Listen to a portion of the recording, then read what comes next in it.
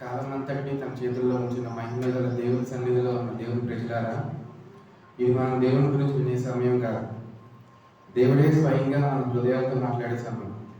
ఎలా అనేది ఇప్పుడు మన ఆదికాండం మొదటి 2 అధ్యాయాల ద్వారా తెలుసుకున్నాం. ఆదికాండం మొదటి అధ్యాయం 2వ వచనం. భూమి నిరాకారంగాను శూన్యంగాను ఉంటుంది. చీకటి అగాధ జలము పైన కమ్మి ఉంటుంది. దేవుని ఆత్మ జలముపై అల్లాడుతున్నది. ఇక్కడ 2 విషయాలు ఉన్నాయి.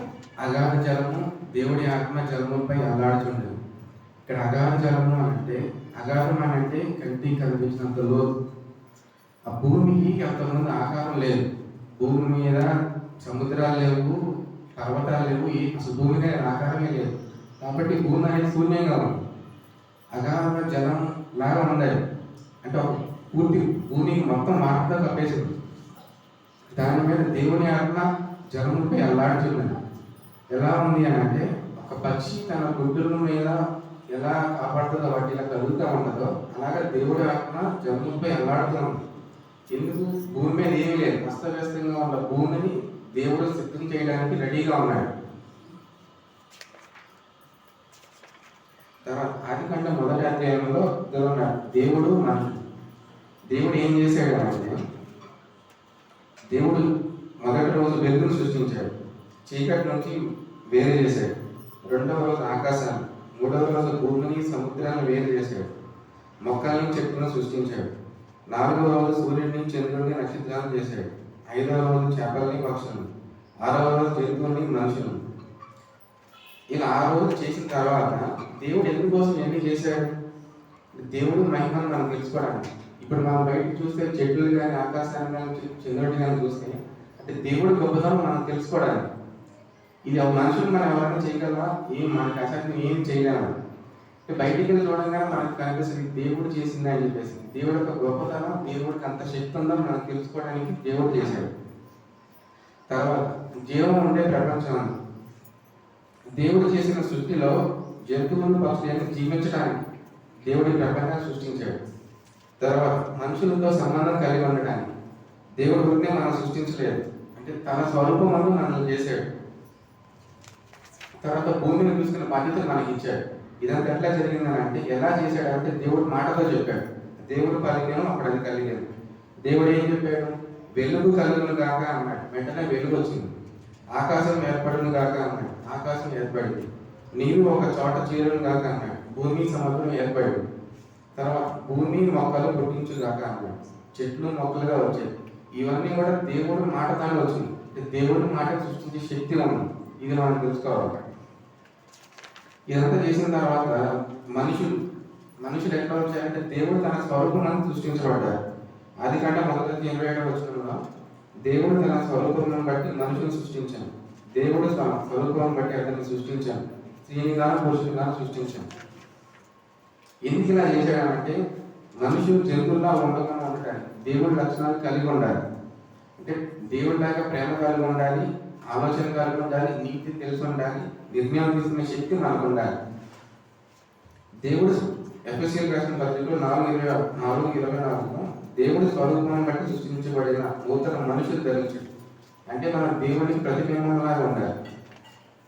దేవుడు మన మీద చూపించే ప్రేమ మనం కూడా చూపించాలి. దేవుడు మన మీద చూపించే ఆలోచన మనం కూడా తరపున కార్యించేలా ఉండాలి. నీతి ఏంటనేది తెలుసుకోవాలి. మన నిర్ణయం తీసుకునే శక్తి మనకు ఉండాలి. అలాగే భూమిని మన మనిషిని ఆశీర్వదించాడు. ఎందుకనంటే దేవుడి ఉద్దేశం భూమి ఖాళీగా ఉండడం అంటారు. భూమిని మంచి మనుషులతో నింపాలని చెప్పేసి దేవుడు ఆశీర్వదించాడు. కాబట్టి భూమిని మనుషులతో నింపమన్నాడు.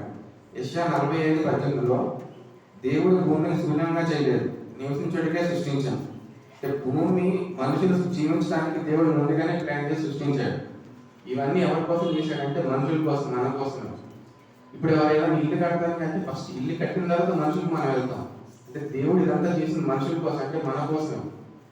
ముందుగానే ప్రకృతిని క్రియేట్ చేశాడు. తర్వాత చెట్లని, మొక్కల్ని, ప్రతి సృష్టిని మన కోసం, పైగా దీని మీద మనకు అధికారాన్ని ఇచ్చాడు. అంటే దేవుడు మనతో ఉండడానికి మనకు తెలియజేయడానికి. ఈ టైంలో మనకి ఏదైనా కష్టాలు వస్తే మనం బాధపడకుండా ఉండడానికి మనకి ముందుగానే నేను ఉన్నాను అని చెప్పేసి చెప్పడానికి సృష్టి అంతటిని దేవుడు మనకు తెలియజేశాడు. కాబట్టి మనం భయపడాల్సిన అవసరం లేదు. మనకి ఏదైనా కష్టం వచ్చినా, పైకి చూసినా, ఎటు చూసినా, చుట్టుపక్కల మనకి ఎటు చూసినా కానీ దేవుడే ఉన్నాడు. ఆఖరికి మనం పిలిచి గాలిలో కూడా దేవుడు ఉన్నాడు. ఇది కూడా దేవుడు ఇచ్చింది. కాబట్టి మనం ఏ కష్టానికి భయపడాల్సిన అవసరమే లేదు. తన జంతువుల మీద అధికారం ఇచ్చాడు. ఎందుకు ఇచ్చాడు అని అంటే అదే భూమిని మనం పరిరక్షించడానికి, భూమిని మనం చూడటానికి, దాని మీద మనకి అధికారం రావడం కోసం, సృష్టిని మనం తెలుసుకోవడానికి. అతను కీర్తనలు 8:6లో నీ చేతుల పనుల మీద అతనికి అధికారం ఇచ్చింది. అంటే దేవుడు భూమి మీద మనుషుల్ని కేర్ టేకర్స్గా పెట్టాడు. ఈ భూమి అంతా మనకు బాధ్యత అప్పచెప్పాడు దేవుడు. మనకు ఒక బాధ్యతని ఇచ్చినప్పుడు మన కష్టాలు అయితే ఉంచాడు కదా దేవుడు. మనకి ఎలాంటి కష్టాలు వస్తాయి అని అంటే, ఇప్పుడు మనకి పొద్దున టిఫిన్ చేస్తాం, మధ్యాహ్నానికి భోజనం చేయాలి. ఇప్పుడు భోజనం వెంటనే చేయం కదా, మనం ఆకలి అయినప్పుడు చేస్తాం, కొంతసేపు కూడా చేస్తాం.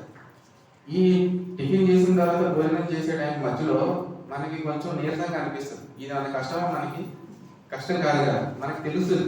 కొంతసేపు అయినప్పుడు వెళ్ళి మనం భోజనం చేస్తాం, మనకి బలం వస్తుందని చెప్పేసి. మన లైఫ్లో వచ్చే కష్టాలు కూడా అంతే. ఈ కష్టాలు కూడా మనము కుంగదీసే కష్టాలు కాదు. తర్వాత మనకి ఈ కష్టం నుంచి మనం బయటపడతాం అని మనకు తెలుసు. ఎలాగనంటే ఇప్పుడు మనం భోజనం చేసే ముందు ఆకలి ఎలా వేస్తుంది? అదేమన్నా మన కష్టంగా చేసే పని అది కాదు కదా. అట్లాగే మనకు వచ్చే కష్టం నుంచి కూడా మనం బయటపడతాం. కాబట్టి మనం భయపడాల్సింది లేదు. ఇదంతా దేవుడికి చేశాడంటే తన స్వరూపాన్ని సృష్టించాడు. అంటే దేవుడికి సంబంధంగా కావాలని చెప్పేసి, అంటే దేవుడికి సంబంధించిన మనుషులు మనం. కాబట్టి మనం ఏం బాధగా ఉండాల్సిన అవసరం లేదు. దేవుడే మనల్ని చూసుకుంటాడు. తర్వాత భూమిని నింపమన్నాడు, భూమిని జీవంతో నిండేలా చేశాడు. జంతువుల మీద అధికారాన్ని ఇచ్చాడు మనకి, అంటే చూసుకోమని చెప్పేసి.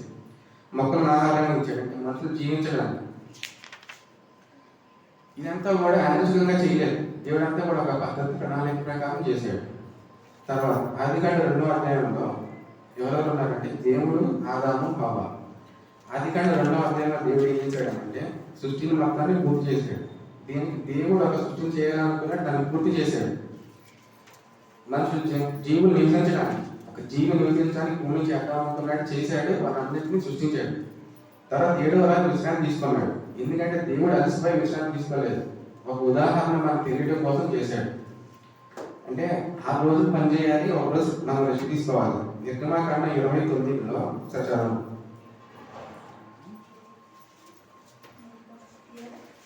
20వ అధ్యాయం 9వ వచనం 10వ వచనం.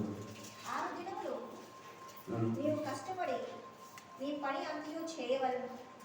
7వ దినమును నీ దేవుడైన యెహోవాకు విశ్రాంతి దినము. దానిలో నీవేవైనను నీ కుమారులైనను, కుమార్తెలైనను, నీ దాసి అయినను, నీ పశువులైనను, నీ ఇండ్లలోనున్న పరదేశులైనను ఏ పని చేయకూడదు. 6 దినములు యెహోవా ఆకాశమును, భూమిని, సముద్రమును, వాటిలో ఉన్న సమస్తమును సృజించి 7వ దినమున విశ్రమించాడు. ఎందుకంటే ఇక్కడ 6 రోజులు చేసి 7వ రోజు విశ్రాంతించాడని చెప్పేసి మనకు ఒక ఉదాహరణగా చూపించాడు. ఇక్కడ నిర్గమాకాండం 20:9 వచనంలో 10వ వచనం మనకి క్లియర్గా చెప్పాడు. మనం 6 రోజులు పని చేయాలి, 7వ రోజు విశ్రాంతి తీసుకోవాలని చెప్పేసి. కాబట్టి మనం 6 రోజులు పని చేస్తే చాలు, 7వ రోజు మనం విశ్రాంతి తీసుకుని దేవుడికి మనం బాధలు చెప్పుకుంటే చాలు. మిగిలిన 4 రోజులు మనం కష్టం లేకుండా చూసుకుంటాడు. కాబట్టి ఇందులో మనకి కష్టాలు అంటే ఏమి ఉండకూడదు మనకి. ఎందుకంటే నాకు చెప్పినట్టు చిన్న బాధే తప్ప పూర్తిగా ఉండే కష్టాలు ఏమి మనకు ఉండకూడదు. 6 రోజులు పనిచేద్దాం, 7వ రోజు దేవుడి గురించి చెప్పుకుందాం మన కష్టాలు ఏంటని. ఎవరైనా చేయగలరా మనుషులు మన కష్టాలను తీర్చగలరంటే జస్ట్ ఒక సహాయం మాత్రం చేయగలరు, ధైర్యం చెప్పగలరు అంతే. కానీ దేవుడు మాత్రం నన్ను తీర్చగలిగే దేవుడే. అందుకే దేవుడు ఒక రోజు ఇచ్చాడు మనకి, దేవుడి దగ్గరికి వచ్చి మనం బాధ చూసుకోవడానికి. ఆ తర్వాత ఏం చేశాడు దేవుడు? మనిషిని ధూళితో సృష్టించాడు. అంటే భూమి నుంచి వచ్చాడు, మళ్ళీ ధూళితోనే వెళ్తాడని చెప్పేసి మనం తెలుసుకుని దేవుడు వినయంగా ఉండాలి. మనం ఆ విధంగా ఒక మట్టితోనే కాదు, దేవుడి నుంచి వచ్చిన జీవ శ్వాస వల్ల మనం బతుకుతున్నాం. అంటే మనలో మట్టే కదా, దేవుడు ఊపిరి కూడా మనలో ఉంది. దేవుడే మనలో ఉన్నప్పుడు మనం ఎందుకు ఆలోచించాలి ప్రతి విషయం గురించి? మనం ఎంత దేవుడి దగ్గరగా ఉంటే మనం అంత ధైర్యంగా ఉంటాం, మనం అంత అభివృద్ధి చెందుతాం. ఆ తర్వాత మంచి కోసం ఏం చేశాడంటే ఏదైనా కూడా నాటాడు. దేవుడు మనిషికి ఏదంతో ఎందుకు నాటాడంటే అందమైన స్థలం కావాలి మనిషి జీవించడానికి, అంత ఆలోచించాడు దేవుడు మనిషి కోసం. తర్వాత ఆహారం కోసం, తర్వాత ప్రశాంతంగా ఉండడానికి చెప్పేసి దేవుడే మనిషిని ప్రశాంతంగా ఉండాలి, అందమైన స్థలం కావాలి, ఆహారం కావాలని చెప్పేసి ఆలోచించినప్పుడు ఇక మనం ఎందుకు ఆలోచించడం? మనం దానికోసం ప్రయత్నిస్తే చాలు, మనీ మనకు దొరుకుతుంది, దేవుడే చూసుకుంటాడు. ఇప్పుడు ఆదాం ఏమన్నా ట్రై చేశాడా? నాకు ఆహారం కావాలి, నాకు అందమైన స్థలం కావాలని చెప్పేసి ఆదాంకి ఎవరు ఇచ్చాడు? దేవుడే ఇచ్చాడు.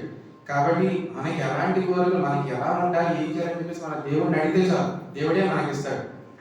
అంటే దేవుడు అల్టిమేట్గా ఏంటంటే మనకి మనిషిని సంతోషంగా ఉంచాలని చూస్తాడు. దేవుడు మనిషిని బాధ పెట్టాలని చూడడు.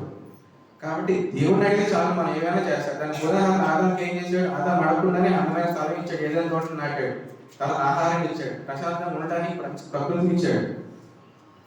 ఆ తర్వాత మనిషిని తోటలో ఉంచాడు. దేనికి ఉంచాడు అంటే పని చేయడానికి, ఆ తోటను కాపాడడానికి మనిషికి బాధ్యతను ఇచ్చాడు దేవుడు. తర్వాత ఒక చెట్టు పండుగ ఇవ్వద్దని చెప్పేసి చెప్పాడు. ఇది కూడా ఒక ఆజ్ఞ ఇచ్చాడు. ఏంటిదానంటే ఫ్రీ స్వేచ్ఛను ఇచ్చాడు దేవుడు మనిషికి. అంటే రోబోలా ఉండడం కోసం కాదు. ద్వితీయోపదేశ కాండం 30:19.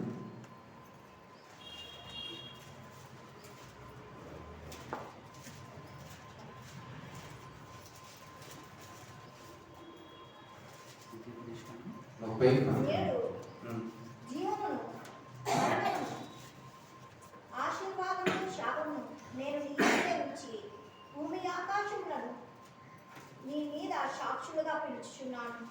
నీ పితరులైన అబ్రహామును, ఇస్సాకును, యాకోబును ఆయన ప్రమాణ చేసిన దేశంలో మీరును నివసించినట్లు యెహోవా నీ ప్రాణములకు దీర్ఘాయుష్యును మూలమై ఉన్నాడు. దేవుడు మనకి స్వేచ్ఛనిచ్చాడు. మనకి దేవుడిని వినాలా వినకూడదని చెప్పేసి మనిషి నిర్ణయం తీసుకుని ఒక ఆజ్ఞ ఇచ్చాడు. ఏంటంటే ఒక పండు తింటుందని చెప్పేసి. దేవుడు మనిషిని రోగలాగా చేయలేదు. మన స్వేచ్ఛగా ఉండడానికి మనం ఒక నిర్ణయం తీసుకునేలాగా మనిషిని క్రియేట్ చేశాడు. ఆ తర్వాత జంతువుల్ని మనిషి దగ్గర తీసుకొచ్చాడు. జంతువులకి పేర్లు పెట్టమని చెప్పాడు, సృష్టిని అర్థం చేసుకోవడానికి. దాంతో ఆధారానికి అందరికీ జంతువులు పేర్లు పెట్టినప్పుడు అందరికీ జంతువులు జంటగా ఉన్నాయి, సహాయకురాలుగా ఉన్నారు అందరూ కూడా. కానీ ఆధారం అది గ్రహించడానికి జంతువులు తీసుకొచ్చి పేరు పెట్టమని చెప్పాడు. ఆ తర్వాత స్త్రీని సృష్టించాడు. తర్వాత మనిషి ఒంటరిగా ఉండదు, మంచిది కాదని చెప్పేసి ఆదాముకు సహాయకురాలుగా జీవిత భాగస్వామిగా హవ్వను క్రియేట్ చేశాడు. ఇక్కడ దేవుడు ఉద్దేశం ఏంటిదనంటే సృష్టిని పూర్తి చేశాడు. దీనికి జీవించడానికి ప్రపంచం కావడానికి. తర్వాత విశ్రాంతి తీసుకున్నాడు. ఎందుకు? మనకి ఉదాహరణ చూపించడానికి, పని చేసి మనం విశ్రాంతి తీసుకోవాలని చెప్పేసి. తర్వాత మనిషిని సృష్టించాడు. దీనికి దేవుడితో సంబంధం కలిగి ఉండడానికి. ఎందుకంటే మనిషి సృష్టించింది ఎవరు? దేవుడే కదా. మనం ఏమైనా చూసుకునే మాత్రం దేవుడిదే కదా. కాబట్టి మన దేవుడితోనే ఉండాలి. మనం ఏమొచ్చినా సరే దేవుడికే చెప్పుకోవాలి. దేవుడే మనం చేస్తాడు. దానికి ఉదాహరణ ఇది నాకు చెప్పాను కదా, మొదటి సాక్ష్యం ఆదికాండంలో దేవుడు మనకు చూపించాడు. మనకి ఏదైనా మంచి జరిగితే మన సాక్ష్యం చెప్పుకుంటాం, ఎలా జరిగింది, ఇలా చేశాడు దేవుడు అని చెప్పేసి. అంటే మనిషిగా మనిషి జాతిగా దేవుడు ఇలా చేశాడని చెప్పేసి ముందుగా ఆదికాండంలో చూపించాడు. ఆ సాక్ష్యమే ఇది. మనిషికి ఏమైనా చేయగలడు దేవుడు. ఆ తర్వాత ఏదైనా తోటను ఇచ్చాడు, ఆనందంగా జీవించడానికి ఒక ఆజ్ఞ ఇచ్చాడు. ఏంటంటే స్వేచ్ఛగా ఉండడానికి. మనం నువ్వు ఈ పని చేయాలంటే రోబోలాగా మనం చేయలేదు. దేవుడు స్వేచ్ఛగా ఉండడానికి ఇచ్చాడు. తర్వాత స్త్రీని సృష్టించాడు. ఎందుకు? మనిషి ఒంటరిగా ఉండడం మంచిది కాదని చెప్పేసి సహాయకురాలు ఉండాలని చెప్పేసి స్త్రీని ఇచ్చాడు. తర్వాత ఇర్మియా 31:3 మిత్రమైన ప్రేమతో నేను ప్రేమించుతున్నాను. దేవుడు ఎప్పటికీ మనిషిని ప్రేమిస్తూనే ఉన్నాడు.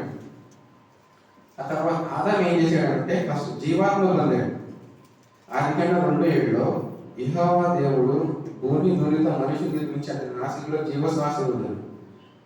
ఆదాంకి ఎలాగైతే జీవశ్వాసం ఉందో మనకు కూడా అలాగే ఉంది. అంటే దేవుడు కూడా మనతోనే ఉన్నాడు. మనకి ఏ చిన్న కష్టం వచ్చినా పెద్ద కష్టం వచ్చినా మనం భయపడాల్సింది లేదు. దేవుడు మనతోనే ఉన్నాడు. మన ఊపిరి ఉన్నంత వరకు దేవుడు మనతోనే ఉంటాడు. కాబట్టి మనం భయపడాల్సింది లేదు. ఇంకోటి, దేవుడితో మన ప్రత్యేక సంబంధం కలిగి ఉండాలని కోరుకుంటున్నాడు దేవుడు. కాబట్టి మన ఎంత దేవుడు దగ్గరికి ఉంటే మనకి అంత మంచిగా చేస్తాడు. ఏదైనా తోట ఎందుకు ఉంచాడంటే నాకు చెప్పినట్టు మంచి ఆహారం కోసం, మంచి స్థలం కోసం, ప్రశాంతంగా ఉండడం కోసం. ఆ తోటలు ఎందుకు ఇచ్చాడంటే ఒక బాధ్యత, భూమి మీద ఉండడానికి ఒక బాధ్యత మనకు ఉండడానికి, ప్రకృతిని కాపాడాలి మనం బాధ్యతని ఇచ్చాడు. ఎందుకనంటే ఆ కాపాడడంలో వచ్చే మనకి ప్రతిభ ఏంటి? ప్రకృతి నుండి వచ్చిన చెట్లు కానీ పండ్లు కానీ తినమని చెప్పేసి దేవుడు చెప్పాడు. ఎందుకంటే ముందుగానే మనకి డైజెషన్ సిస్టమ్ క్రియేట్ చేశాడు. ముందుగానే మనల్ని సృష్టించి తర్వాత పండ్లు అని చెప్పేసి అంటే అంత విధంగా ఆలోచించాడు దేవుడు మన గురించి. కాబట్టి మనం ఏంటంటే కంగారు పడి మన గురించి ప్రతి చిన్న విషయానికి కూడా దేవుడు చెప్పుకుంటే చాలా మనం ఏదైనా సరే చేసేస్తాడు.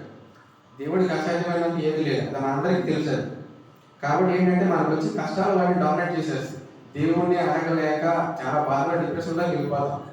అవన్నీ లేకుండా దేవుడి మీద డిపెండ్ అయితే చాలు. మనం దేవుడిని ఒక మాట అడిగితే చాలు.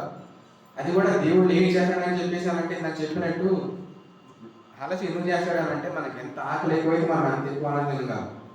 ఆకలితో వచ్చే బాధ అంటే మనకు తెలుసు అది ఎక్కువగా ఉండేది కాదు, అది కష్టం కూడా కాదు. అలా చేసే దేవుడు మన దేవుడు. ఆ తర్వాత ఆదాము స్త్రీని చూసి ఆనందించాడు. ఇది నా ఎముకల్లో ఎముక, నా మాంసంలో మాంసం అని చెప్పేసి అని అన్నాడు. దేవుడు ఎందుకు ఇలా చేశాడంటే మనిషి ఒంటరిగా ఉంటుంది మంచిది కాదని చెప్పేసి. మనిషికి ఏం కావాలంటే ప్రేమ కావాలి. ఇప్పుడు ఎవరైనా కానీ మన మీద ఎక్కువ ప్రేమ చూపించే వాళ్ళకి మనం అన్నీ చెప్పుకోగలం. మనిషిగా మనుషులు మనం ఉన్నాం, మనకి ఏదైనా కష్టం వచ్చింది, మనతో ఎవరు బాగా ఉంటున్నారో వాళ్ళు మాత్రం మనం చెప్పగలం. కానీ ఎవరైతే మనకి ఇష్టం లేకుండా ఉంటారో వాళ్ళ దగ్గరికి వెళ్ళి మాట్లాడలేము.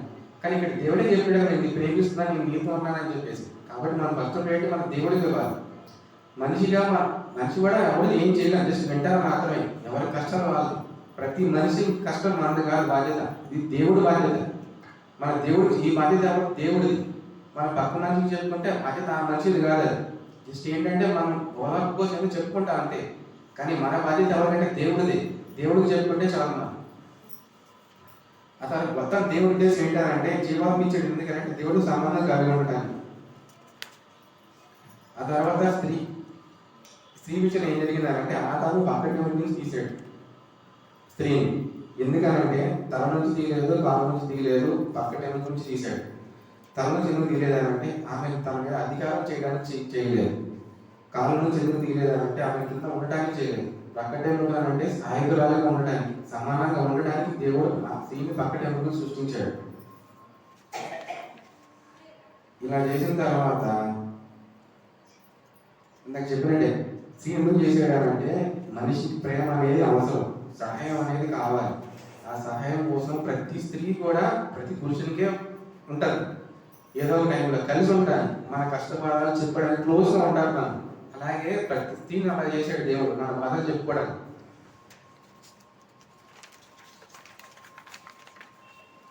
తర్వాత ఈ పురుషుడు మరియు స్త్రీ కలిసిన ప్రణయ నెరవేర్చాలని చెప్పేసి దేవుడు చేశాడు. ఇదంతా జరిగిన తర్వాత ఆదికాండం 3వ అధ్యాయం నుంచి అసలు ఏం జరిగిందనేది మనం తర్వాత తెలుసుకుందాం. అసలు ఇప్పుడు నేను ఇక్కడికి వచ్చి ఇక్కడ మాట్లాడటానికి ఎందుకు చెప్దాం అనుకుంటున్నాను అంటే, ఒక తండ్రికి 5 కుమారులు ఉన్నారు, ఒక 2 కూతుళ్ళు 2 కొడుకు అట్లా ఉన్నారు. అయితే ఆ తండ్రికి దగ్గర చిన్నప్పటి నుంచి ఆ పిల్లల్ని పెంచుతా ఉన్నాడు, పెద్ద చేశాడు. కానీ వాళ్ళు ఎవరు కూడా ఆ తండ్రి మాట వింటూ దూరంగా వెళ్ళిపోయారు. కానీ ఎవరో ఒక కొడుకు మాత్రం తెలుసుకుని దేవుని ఆ తండ్రిని తెలుసుకుని తన తండ్రి దగ్గరికి వచ్చాడు. నువ్వు నా కోసం చాలా చేసావు, నేను చాలా ఇబ్బందుల్లో ఉన్నాను, ఇప్పుడు నా వల్ల కావట్లేదు, నా తెలివితేటలను ఉపయోగించాను, నేనేం చేయలేకపోతున్నాను, ఈ సహాయం నాకు కావాలని చెప్పేసానని తండ్రి దగ్గరికి వచ్చాడు. ఎంతైనా తండ్రి కాబట్టి ఆ వచ్చిన కొడుకుని కాదనకుండా ప్రతి సహాయం చేశాడు, ఏం కావాలని. అన్ని కష్టాల నుంచి బయటపడ్డాడు ఆ కుమారుడు. తర్వాత తండ్రిని అడిగాడు, నా కోసం ఇంత చేసావు కదా, నాన్న నీ కోసం ఏం చేయమంటావు అని చెప్పేసానంటే, నువ్వు ఒక్కడికి వస్తే నాకు చాలు కదా, కాదు కదా, నీతో పాటు నీ అన్నయ్య ఉన్నాడు, తమ్ముడు ఉన్నాడు, చెల్లెలు నాకు ఉంది, వీళ్ళు కూడా నా పిల్లలే కదా, వీళ్ళందరూ కూడా నా దగ్గరికి వస్తే నాకు చాలా ఆనందంగా ఉంటుంది, వెళ్ళి వాళ్ళకి చెప్పు మన దగ్గరికి తీసుకురా అని చెప్పేసి అన్నాడు తండ్రి. సరే నాన్న నేను చెప్తాను కానీ వాళ్ళు రారు, వాళ్ళు బాగా వాళ్ళ సొంతగా ఆలోచిస్తున్నారు, వాళ్ళు నీ సహాయం లేకుండా బ్రతికేస్తున్నారు అంటే వాళ్ళు నా సహాయం లేకుండా బ్రతకొచ్చు, కానీ అదంతా టెంపరీ, తర్వాత ఖచ్చితంగా వాళ్ళు ఇబ్బందుల్లో పడతారు, వాళ్ళంటే నాకు ఇష్టం, నా దగ్గరికి తీసుకురా, నువ్వు ఈ ప్రయత్నం నువ్వు చెయ్యి, నువ్వు చెప్పు అని చెప్పేసి అన్నాడు వాళ్ళు. ఆ విధంగా ఆ కుటుంబంలో ఏ విధంగా అయితే ఆ కొడుకు బాధ్యత తీసుకున్నాడో ఆ విధంగా నేను కూడా బాధ్యతగా తీసుకుని మనకన్నా పెద్దలందరూ మనంతా దేవుడి పిల్లలమే. ఏ విధంగా అయితే ఆ కొడుకు బాధ్యతగా తండ్రి మాట విని మిగిలిన మాత్రమే నా దగ్గర తీసుకురామని చెప్పాడో అదే విధంగా బాధ్యతగా నేను తీసుకుని అలా చెప్తాం అనుకుంటున్నాను దేవుడి గురించి. ఎందుకని మనమందరం దేవుడు ఇంకా దగ్గర చేయాలని బాధ్యతగా నేను తీసుకున్నాను. దాని గురించి దేవుడి గురించి తెలుసుకుని దేవుడి విషయంలో చూసినట్టు మీకు చెప్దామని చెప్పేసి ఇలా ఆలోచిస్తున్నాను. ఇంకోటి నా విషయంలో ఏం జరిగిందంటే ఎట్లా అంటే, చిన్నప్పటి నుంచి మా దేవుడు తెలిసిన ఫ్యామిలీని అయినా కానీ చర్చికి వెళ్ళేవాడిని, మామూలుగా వెళ్ళేవాడిని, దేవుడి గురించి ఎక్కువ ప్రేయర్ చేసేవాడిని, నేను సరే దేవుడిని అడిగేవాడిని. కానీ కొన్ని సిచ్యువేషన్స్లో అందరం క్రికెట్ ఆడేవాడిని, ఫ్రెండ్స్తో తిరిగేవాడిని, ఇట్లా చేసేవాడిని. అంటే ఏది తప్పు ఏది చేయాలి ఏది చేయకూడదని తెలిసేది. కానీ ఆ తప్పులు చేయడం వల్ల దేవుడి దగ్గరికి వస్తున్నాను, క్షమించమని అడుగుతున్నాను. ఇలా అలవాటు అయిపోయింది. ఎన్నిసార్లు రావాలి, ఎన్నిసార్లు క్షమించమని అడగాలి, ఎన్నిసార్లు నేను అదే తప్పు చేయాలి అని చెప్పేసి ఇలా నాకే అసహ్యం వేసింది, నాకే సిగ్గేస్తుంది. నీకు ఎన్నిసార్లు అని చెప్పేసి ఒకసారి 2 సార్లు అయితే అనుకోవచ్చు. ప్రతిసారి ఇలా సండే వస్తున్నాను, దేవుడు క్షమించమని అడుగుతున్నాను, నాకు ఏం కావాలని చెప్పేసి అడుగుతున్నాను, దేవుడు నాకు ఏం చేయాలని చెప్పేసి అంటే నేను మంచి దేవుడికి నమ్మకంగా ఉండాలి కదా.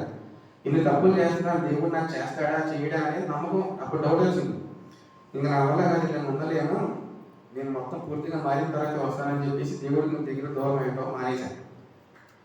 నేను మొత్తం మారిన తర్వాత వస్తాను, నేను ఇలా సినిమాలు ఈ సిగరెట్ ఇవన్నీ నా అయ్యే నచ్చుతున్నాయి, అవన్నీ చేసి వెళ్ళి దగ్గరికి రావడం నాకు నచ్చట్లేదు అని చెప్పేసి దేవుడు దూరం అయిపోయాను.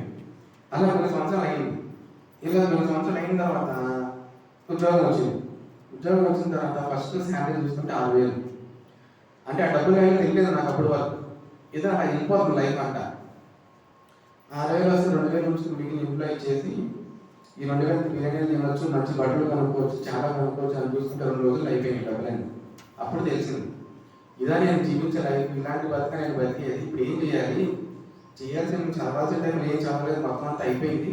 ఇంక ఇప్పుడు ఏం చేయాలి నేను, ఇప్పుడు ఎవరు నాకు ఉద్యోగం ఇస్తారు, బతకడానికి డబ్బులు కావాలి. అప్పటి వరకు నాకు డబ్బులు అయితే తెలియలేదు, ఏవైనా ఇంట్లో ఇచ్చేవాళ్ళు ఏదో అలా అయిపోయేది.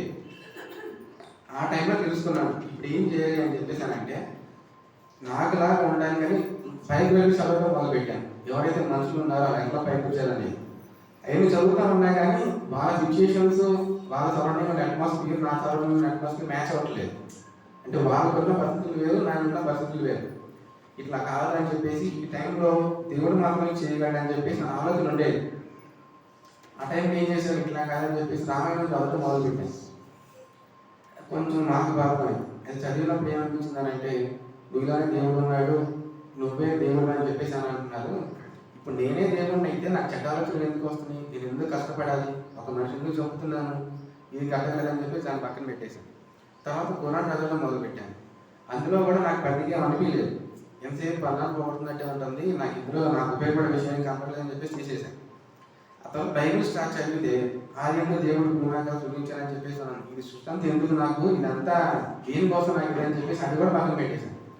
అట్లా ఒక 5-6 దగ్గర 7 సంవత్సరాలు దేవుని దూరంగా ఉన్నాను నేను.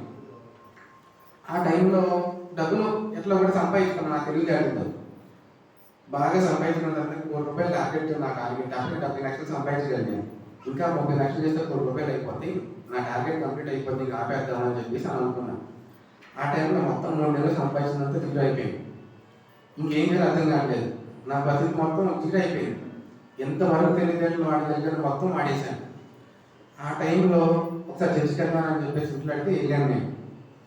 ఆ టైంలో దేవుడు ఇచ్చిన మాట ఏంటంటే, నిన్ను నమ్మిన వారిని ఎప్పుడు ఎడవాలని చెప్పేసి అని అన్నాడు. అంటే ఆ టైంలో నాకు ఎవరు చేసేవాళ్ళు, ఎవరు నాకు సహాయం చేసేవాళ్ళు ఎవరు కనపడలేదు. మాటలు చెప్తారు కానీ డబ్బులు తీసి ఎవరు ఊరిని ఇవ్వలేదు కదా. అంటే దేవుడు నమ్మితే మనకు సహాయం చేస్తాడా అని చెప్పేసి అప్పుడు అనిపించింది. అక్కడ నుంచి మెల్లిగా మారాను అన్నమాట. ఇట్లా కాదని చెప్పేసి నాకు ఏదో చేయాలి, ఒకసారి నాతో మాట్లాడని చెప్పేసి బైబిల్ ఓపెన్ చేసి, నీవు చాలా మంది అంటావా నీకు వాగ్దానం ఇస్తాను మనుషులుగా అని చెప్పేసి అని నేను కూడా బైబిల్ ఓపెన్ చేస్తే ఇలా వచ్చింది, ఇదిగో నీ నోట నా మాట గురించున్నానని చెప్పేసి నా వాక్యం వచ్చింది. నాకు అప్పుడు అర్థం కాలేదు ఏంటి ఇలా వచ్చింది అని చెప్పేసి. అంటే నా కష్టం నుంచి బయటపడటం కావాలి నాకు. అంటే ఎంతసేపు మనకు అదే ఉంటుంది, కష్టం నుంచి ఎలా బయట పెట్టిస్తాడా దేవుడు అని చెప్పేసి. నాకే ఎందుకు నీ నోట నా మాట గురించినానని చెప్పేసి అని వచ్చింది. నాకు అర్థం కాదు, సరే అని చెప్పేసి పక్కన పెట్టేశాను. ఇట్లా అనుకున్న టైంలో చాలా చేశాడు దేవుడు అనుకోకుండా. పొలం అమ్మాల్సిన టైంలో ఆ పొలం అమ్మటం అనేది అవ్వదన్నారు. కానీ దేవుడిని అడిగాను, ఈ పొలం అమ్మటం కదా, అందులో ఎంతో కొంత స్థలం నాకు ఉంచితే నువ్వు గొప్ప చేసావని చెప్పేసి నమ్ముతాను నేను, నువ్వు నాతో ఉన్నావు, నా మాట విన్నావు, నాకు సహాయం చేసావని చెప్పేసి నమ్ముతాను అని అనుకున్నాను. అనుకోకుండా ఒక 20 సెంట్లు అనేది ఆ పొలంలో కలిసింది. మేము అమ్మాలనుకున్న పొలం అమ్మేసి 20 సెంట్లు మాత్రం అలాగే ఉంది. ఇది దేవుడు చేసిన గొప్ప కార్యాన్ని నేను భావించి నమ్మడం స్టార్ట్ చేశాను దేవుడిని.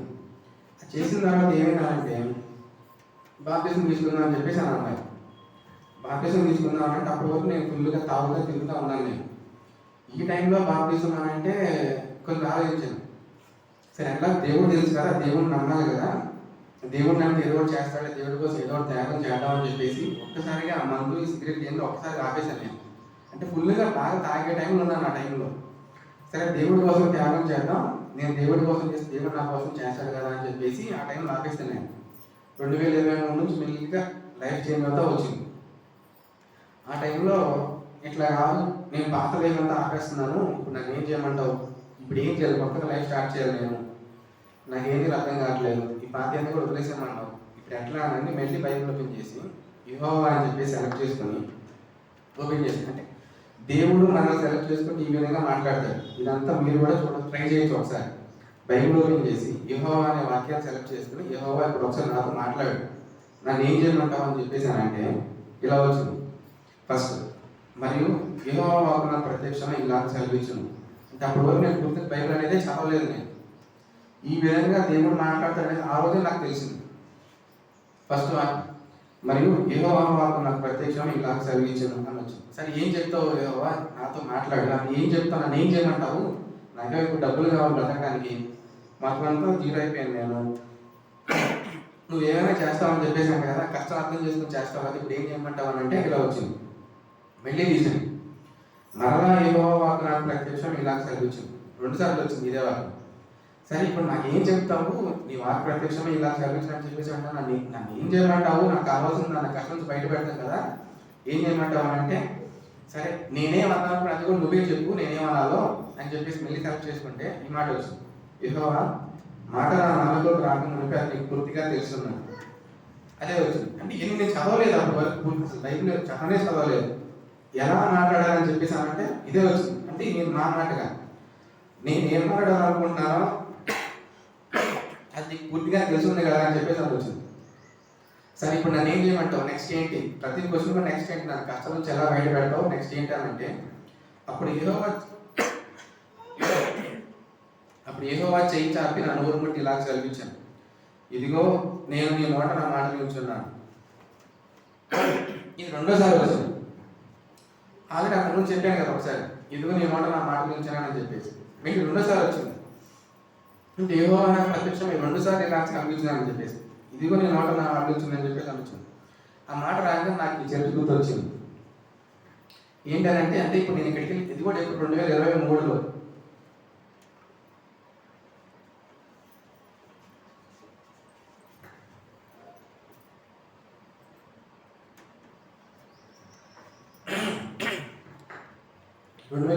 వచ్చింది.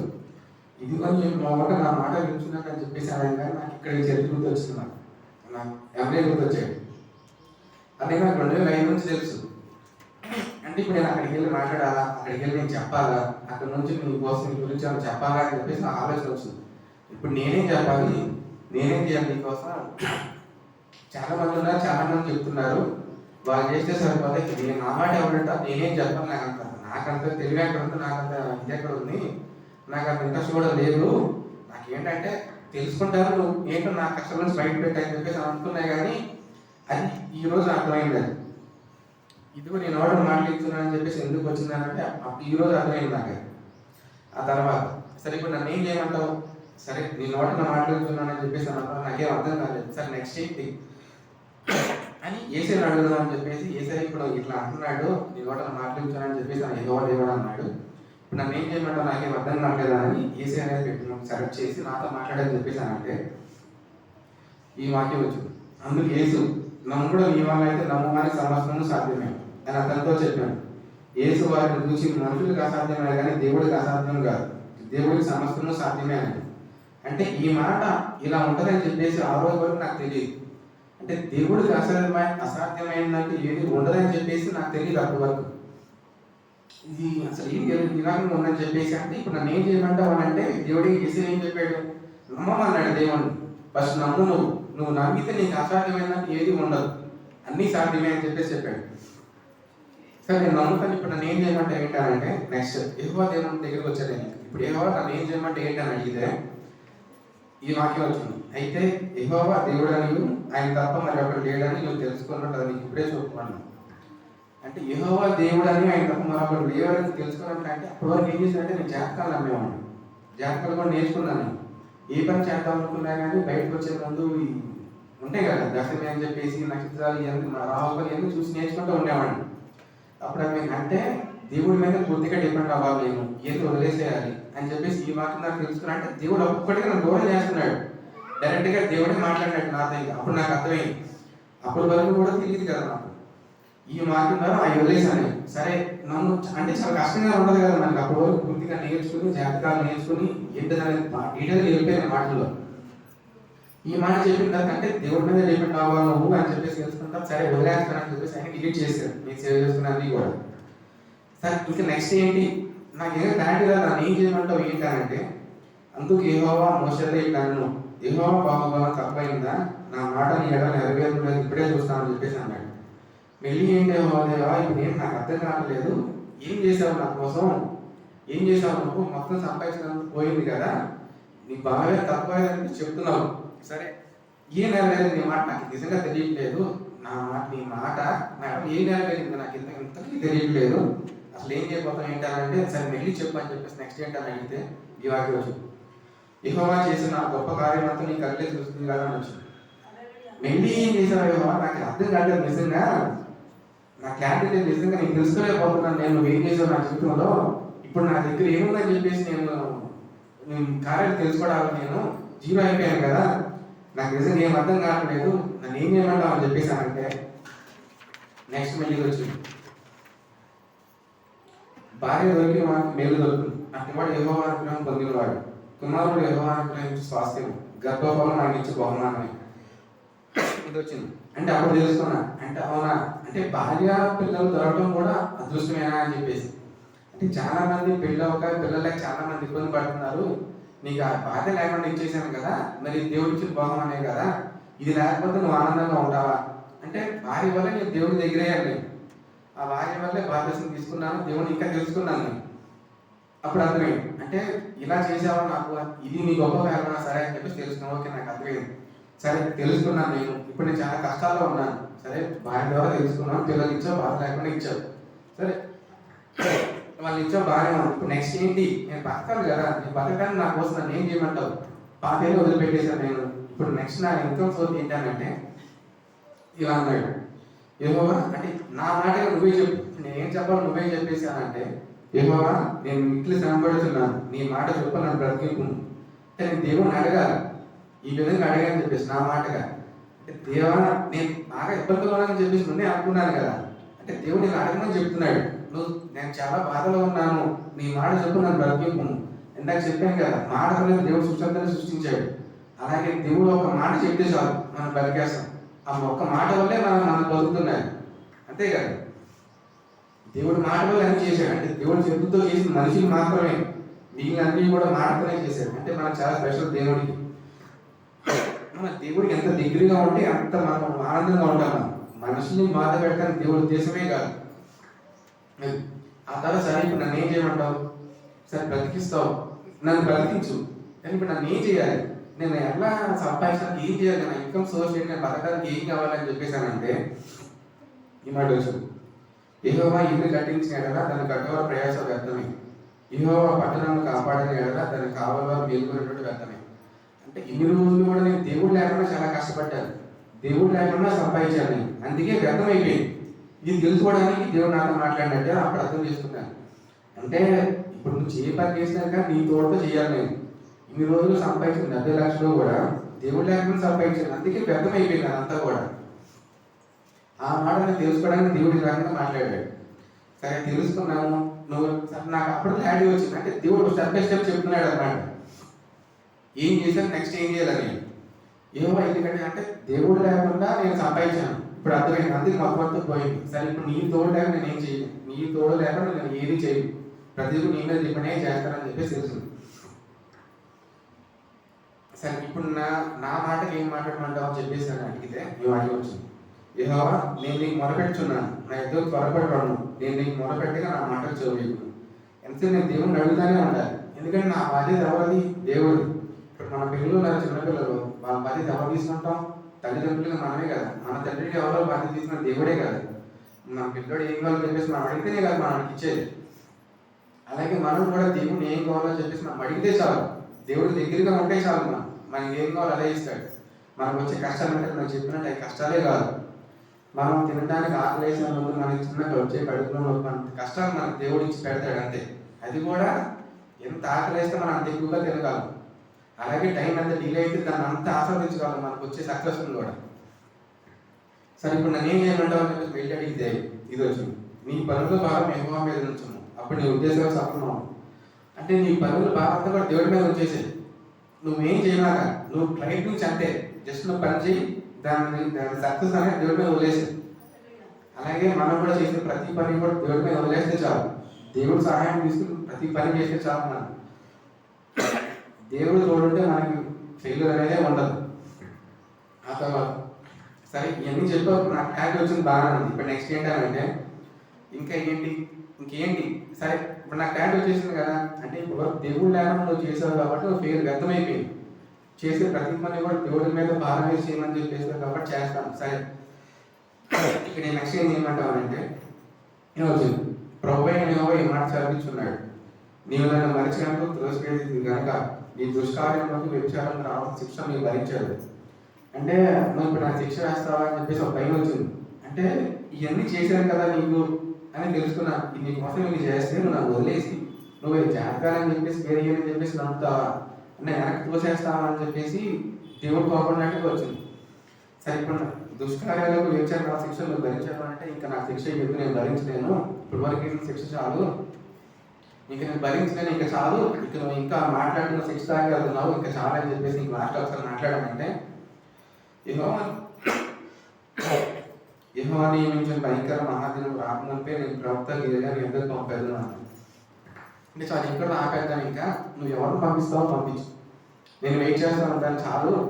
ఇప్పుడు నాకు క్లారిటీ వచ్చింది, ఇంతవరకు నువ్వు తెలుసుకోలేదు, నువ్వు లేకుండా చాలా కష్టపడ్డాను, చాలా చేసి అంత వ్యర్థమైపోయింది, ఇంకా పూర్తిగా నీ మీద డిపెండ్ అవుతున్నా అని చెప్పేసి ఇంకా చాలా అని చెప్పేసి ఆపేసి ఆ రోజు నుంచి దేవుని తెలుసుకోవడం అనుకుంటాను. ఎట్లా అంటే ఫస్ట్ 3 అధ్యాయులు సంవత్సరం పట్టింది నాకు బైబిల్ చదువుదామని చెప్పేసి.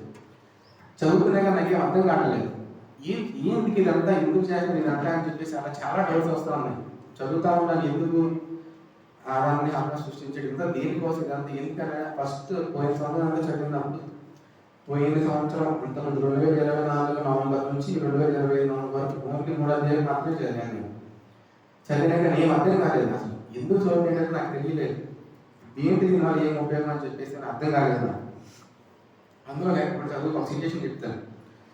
ఇలాగ చదువుతున్నప్పుడు దేవుడు కుష్ఠరోగం అని చెప్పేసి వస్తుంది కదా బైబిల్, కుష్ఠరోగులు రక్తస్రావం కలిసి అని చెప్పేసి వస్తాయి కదా. ఈ ఎందుకు రాశాడు దేవుడు ఈ కుష్ఠరోగాన్ని ఏమని దూరం ఎందుకు పెట్టమని చెప్తున్నారు, ఎందుకు ఇట్లా దూరం చేస్తున్నారు మనుషులు అని చెప్పేసి అని ఆలోచించాను. ఎందుకు వచ్చింది అని అంటే తర్వాత వెంటనే ఏసే గుర్తొచ్చాడు. అంటే దేవుడు కుష్ఠరోగం కూడా దగ్గరగా చేర్చుకుని మనం కౌలించుకుని ఆ కుష్ఠరోగాన్ని దూరం చేశాడు. అంటే దేవుడి ప్రేమ మనకు తెలియడం కోసం ఇవన్నీ చూపించాడు. ఇందులో పాత నిబంధనలో ఆ కుష్ఠరోగం రక్తస్రావం కలిగిన వాడు దూరంగా పెట్టాడు దేవుడు, వాళ్ళని కూడా దగ్గరగా చేసుకున్నాడు దేవుడు కొత్త నిబంధనలు. అంటే అంత ప్రేమ చూపించే దేవుడు అని చెప్పి తెలియడం కోసం ఇలా రాశాడని చెప్పేసి అర్థమవుతా అలా మెల్లిగా నేర్చుకుంటూ వచ్చాను. అలాగే మనం కూడా ఏదైనా కానీ దేవుడితో మన కమ్యూనికేషన్ కావాలంటే బైబిల్ ఒకటే మనకి, ఆ బైబిల్ చదువుతూ ఉంటే చాలు మనకి, దేవుడు డైరెక్ట్గా మనతో మాట్లాడినట్టే అవుతుంది.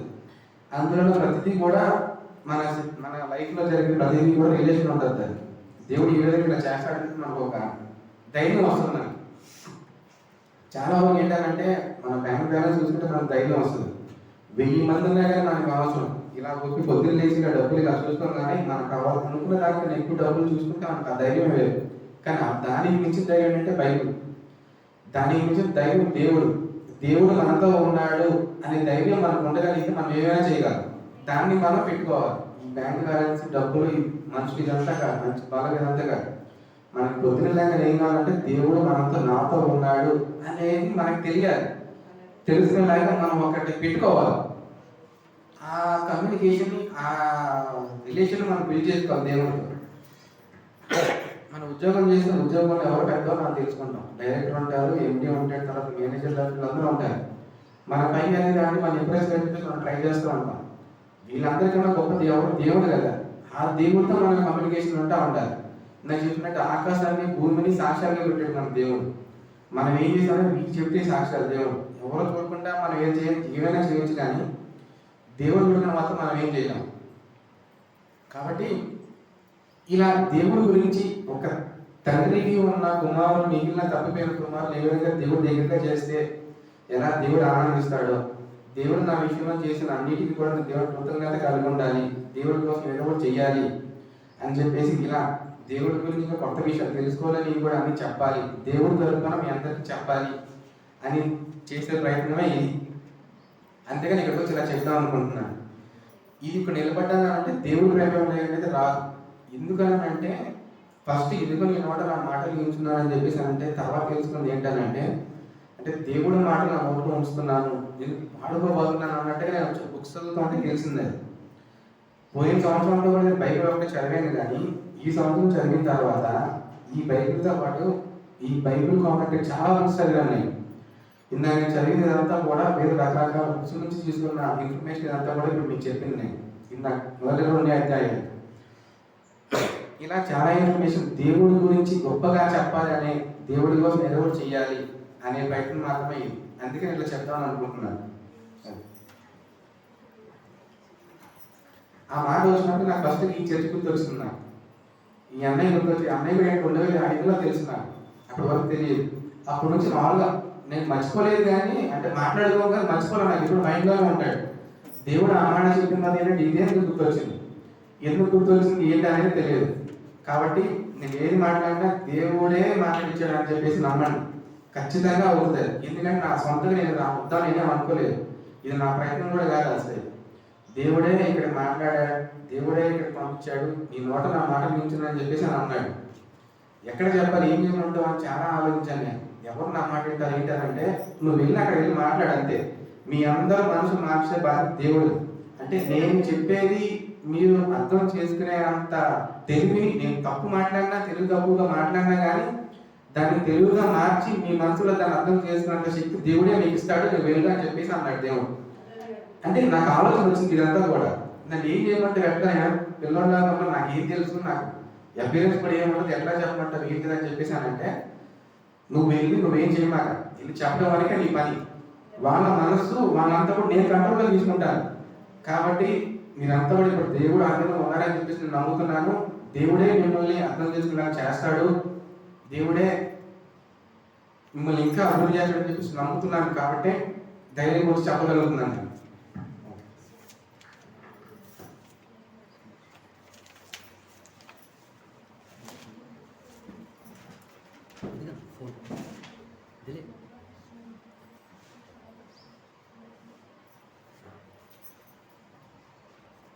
స్తోత్రం కలుగును గాక. మరి ఎన్నో సంగతులు దేవుని యొక్క ప్రేమను గురించినటువంటి సాక్ష్యం. హల్లెలూయా.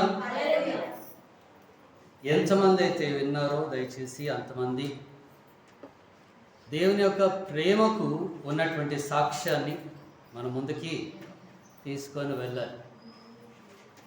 అదే కోణములో మీకు ఇంకొక చిన్న ఉదాహరణ కూడా చూపిస్తాను. అదే కోణంలో అదే వాక్యాన్ని మనం ఇంకా కొద్దిగా ముందుకి కొనసాగిస్తే నేను ఎక్కువ టైం తీసుకోను, ఒక 5 నిమిషాలు, ఓకేనా? దేవుడు ఎప్పుడైతే ఐగుప్తు దేశం నుండి ఇజ్రాయేలీని బయటికి తీసుకొచ్చినాడో, బయటికి తీసుకొచ్చిన తర్వాత దేవుడు మోషేతోనూ అహరోనుతోనూ మాట్లాడుతూ ఉన్నాడు. ఎక్కడ? 40 రోజులు ఉపవాసం ఉండి మీరు కొండ దగ్గరికి రండి, కొన్ని సరిహద్దులు కట్టండి, ఈ సరిహద్దులు దాటి మీరు లోపలికి రాకూడదని దేవుని యొక్క వాక్యంలో దేవుడు సెలవిస్తూ ఉన్నాడు. సెలవిచ్చినటువంటి అదే పనిని అహరోనును మోషేను చేస్తూ ఉన్నారు. చేస్తూ ఉండగా దేవుడు చెప్పినటువంటి పనులన్నీ చేస్తూ ఉన్నారు. కానీ చెప్పుడు మాటలకి విధేయులు అయినటువంటి ఇశ్రాయేలీయులు, అంతవరకు అణచివేయబడినటువంటి ఇశ్రాయేలీయులు ఇప్పుడు చెప్పుడు మాటలకి లోబడుతున్నారు. దేవుడు నీకు నాకు మనకి స్వతంత్రాన్ని ఇచ్చిన తర్వాత, ఫ్రీడమ్ ఇచ్చిన తర్వాత, విడుదలను ఇచ్చిన తర్వాత, స్వస్థతలు ఇచ్చిన తర్వాత దేవుడు చెప్పినట్లుగా మనం నడవాలి, కానీ మనకు నచ్చినట్లుగా మనం నడవటము కుదరదు. హల్లెలూయా, హల్లెలూయా. దేవుడు మనకు స్వతంత్రం ఇచ్చినాడు, విడుదల ఇచ్చినాడు, స్వస్థత ఇచ్చినాడు, అద్భుతాలు దేవుడు నీ ఎడల చేసినది. దాన్ని నువ్వు జాగ్రత్తగా కనిపెడుతూ ముందుకు వెళ్ళాలి. అలా వెళితేనే నీ జీవితంలో గొప్ప కార్యం అన్నది జరుగుతుంది, చూస్తావు. హల్లెలూయా. దేవుడు ఎంచుకున్నటువంటి కార్యక్రమంలో ఈ యొక్క సంఖ్యాకాండము 17వ అధ్యాయములో దేవుడు ఈ యొక్క 12 గోత్రపు వాళ్ళకి దేవుడు చెప్తున్నటువంటి మాట, మందసము లోపల దేవుడు 10 ఆజ్ఞలను 1, 2 ఎందుకు అక్కడ 10 ఆజ్ఞలు ఉన్నాయి అనేసారంటే కనుక అది దేవుడు తన యొక్క సొంత వేళ్ళతోటి చెక్కినది, రాసినది.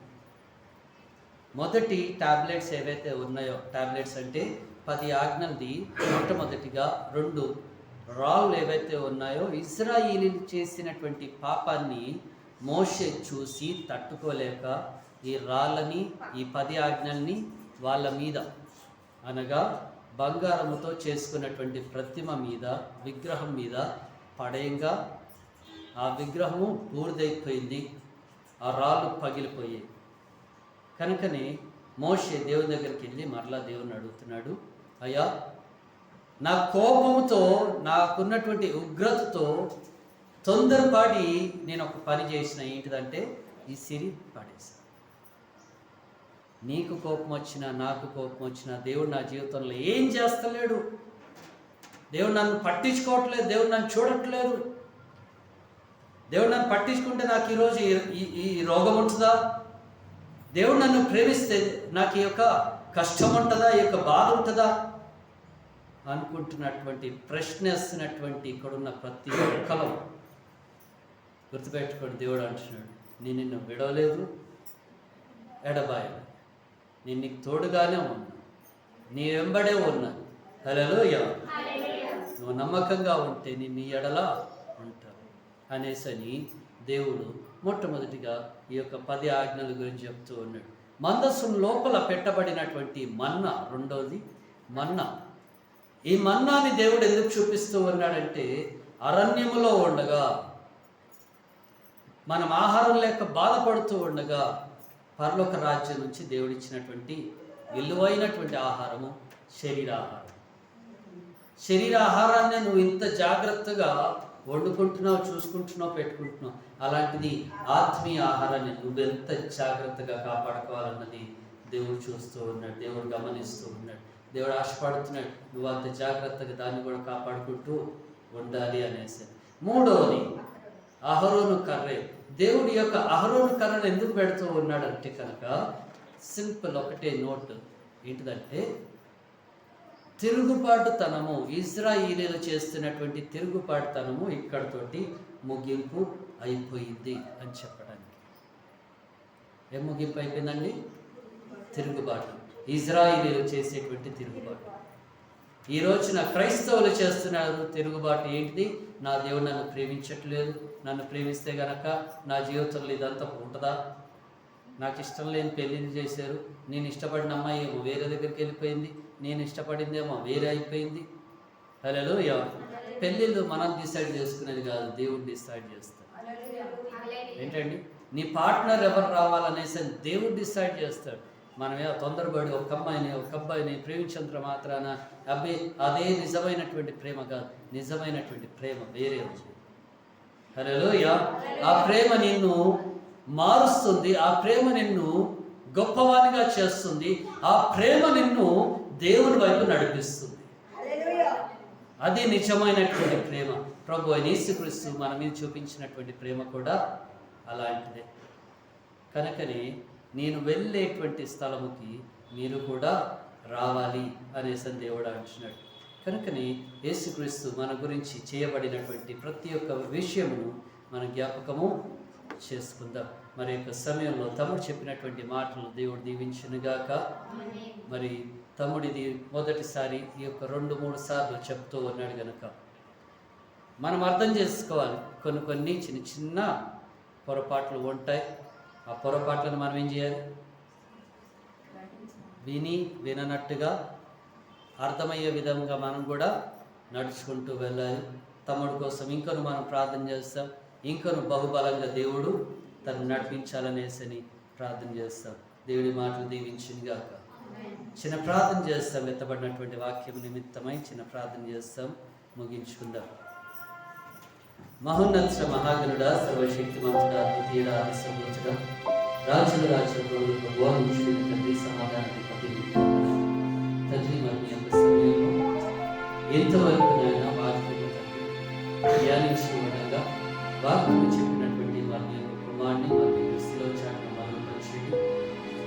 జరిగినటువంటి అనేకమైనటువంటి సంగతులు మరి మీరు తెలియపరుస్తూ అయా మీరు అద్భుతాలు సూచనలు చేస్తూ జరిగిస్తూ నడిపించమన్నాడు చూడండి.